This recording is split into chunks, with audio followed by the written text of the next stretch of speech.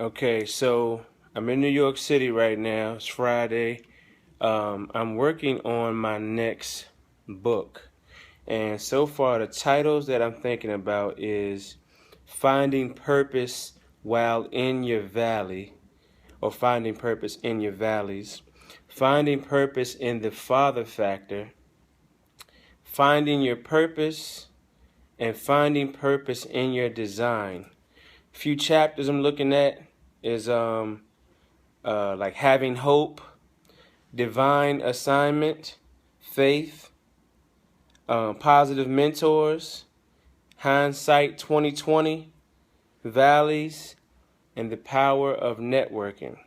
So what I want to do in this next book is I want it to be a follow-up to Finding Chris.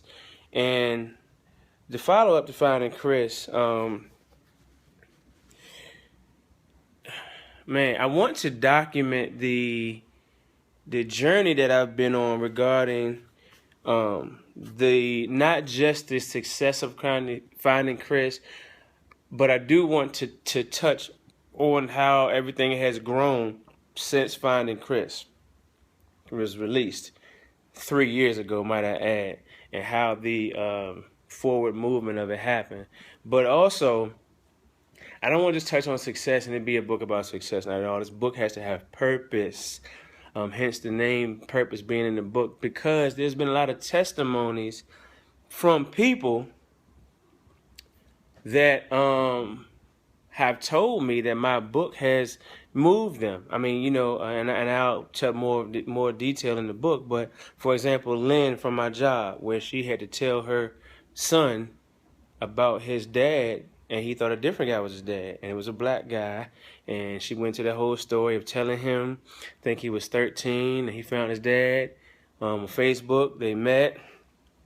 It was kind of awkward, but the dad ended up trying to buy his way in. Was buying him gifts every time he met him, but they ended up kind of getting close.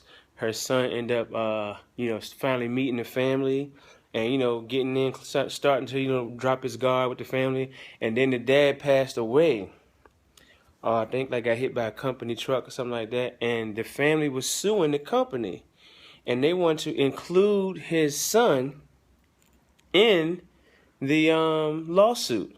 And so now the son has all this money coming to him, and the mother, who had been struggling, single mother on her own for a long time, is now excited for a number of reasons. She's getting this money that can help her out because there was no child support coming in.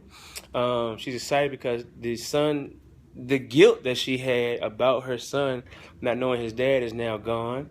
She's excited because the son now is in touch with his biological family on his father's side. I think he spent a Thanksgiving with them, maybe some time over Christmas with them. So she's relieved for a number of reasons. And she just came into work one day and just gave me the biggest hug. And it almost brought me to tears as the person that ignited this thing. And that she said, Vince, I would have never done this if I had never met you and heard your story. So that's one story. Another story is the young man, the Norfolk State student that I met while I was speaking at the MassCom alumni event, and he, waited in line and had the screw face on, and me and him talked, and he said, he reached out, he found his dad on Facebook, reached out to his pops, but his pops wasn't responding back, and he was real angry about that. I told him he needs to keep reaching out, and he didn't think he need to. He listened to me.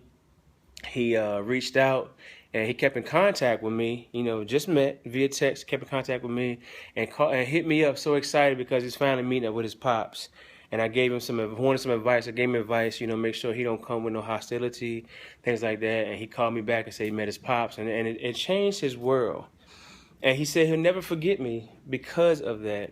The young man I met at my first play, the guy that I met that stood up there and that let me know that it wasn't about me when I was telling my story in Newport News. I mean, there's so many different other stories, but I want to document and highlight these stories that came from Finding Chris, my father.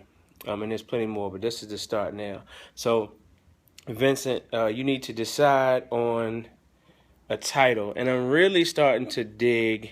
It's kind of lengthy. I don't know why I like lengthy titles, but I'm really starting to dig Finding purpose in your valley, or finding purpose in the valleys, or finding purpose while in the valley.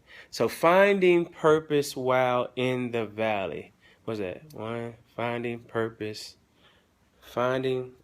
while in the valley. 6 words. Finding purpose while in the valley.